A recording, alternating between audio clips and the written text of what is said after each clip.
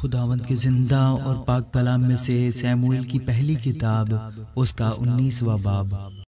اور ساؤل نے اپنے بیٹے یونتن اور اپنے سب خادموں سے کہا کہ داؤد کو مار ڈالو، لیکن ساؤل کا بیٹا یونتن داؤد سے بہت خوش تھا۔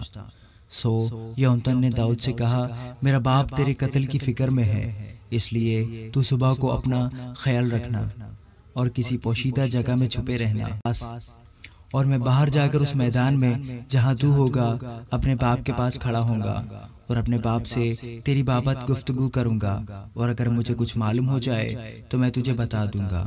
اور یونتن نے اپنے باپ ساؤل سے داؤد کی تعریف کی اور کہا کہ بادشاہ اپنے خادم داؤد سے بدی نہ کرے، کیونکہ اس نے تیرا کچھ گناہ نہیں کیا، بلکہ تیرے لیے اس کے کام بہت اچھے رہے ہیں، کیونکہ اس نے اپنی جان ہتھیلی پر رکھی اور اس فلسطی کو قتل کیا، اور خداوند نے سب اسرائیلیوں کے لیے بڑی فتح کرائی۔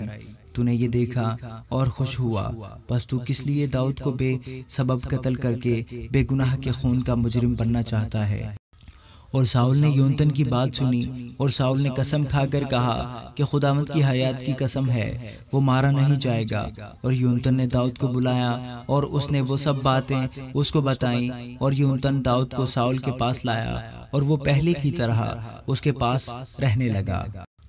اور پھر جنگ ہوئی اور داؤد نکلا اور فلسطینیوں سے لڑا اور بڑی خونریزی کے ساتھ ان کو قتل کیا، اور وہ اس کے سامنے سے بھاگے۔ اور خداوند کی طرف سے ایک بری روح ساؤل پر جب وہ اپنے گھر پر اپنا بھالا اپنے ہاتھ میں لیے بیٹھا تھا چڑھی، اور داؤد ہاتھ سے بجا رہا تھا۔ اور ساؤل نے چاہا کہ داؤد کو دیوار کے ساتھ بھالے سے چھید دے، پر وہ ساؤل کے آگے سے ہٹ گیا اور بھالا دیوار میں جا گھسا، اور داؤد بھاگا اور اس رات بچ گیا۔ اور ساؤل نے داؤد کے گھر پر قاصد بھیجے کہ اس کی طاق میں رہیں اور صبح کو اسے مار ڈالیں۔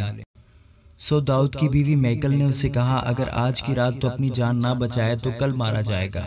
اور میکل نے داؤد کو کھڑکی سے اتار دیا، سو وہ چل دیا اور بھاگ کر بچ گیا۔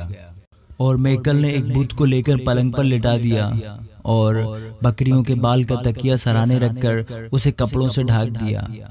اور جب ساؤل نے داؤد کے پکڑنے کو قاصد بھیجے تو وہ کہنے لگی کہ وہ بیمار ہے۔ اور ساؤل نے ہر کاروں کو بھیجا کہ داؤد کو دیکھیں، اور کہا کہ اسے پلنگ سمیت میرے پاس لاؤ کہ میں اسے قتل کروں۔ اور جب وہ قاصد اندر آئے تو دیکھا کہ پلنگ پر بت پڑا ہے اور اس کے سرانے بکریوں کی بال کا تکیہ ہے۔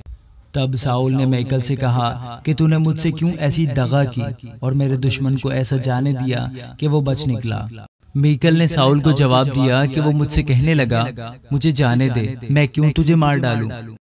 اور داؤد بھاگ کر بچ نکلا، اور راما میں سیموئیل کے پاس آ کر جو کچھ ساؤل نے اس سے کیا تھا سب اس کو بتایا۔ تب وہ اور سیموئیل دونوں نیوت میں جا کر رہنے لگے، اور ساؤل کو خبر ملی کہ داؤد راما کے بیچ نیوت میں ہے۔ اور ساؤل نے داؤد کو پکڑنے کو قاصد بھیجے، اور انہوں نے جو دیکھا کہ نبیوں کا مجمع نبوت کر رہا ہے اور سیموئیل ان کا پیشوا بنا کھڑا ہے، تو خدا کی روح ساؤل کے قاصدوں پر نازل ہوئی اور وہ بھی نبوت کرنے لگے۔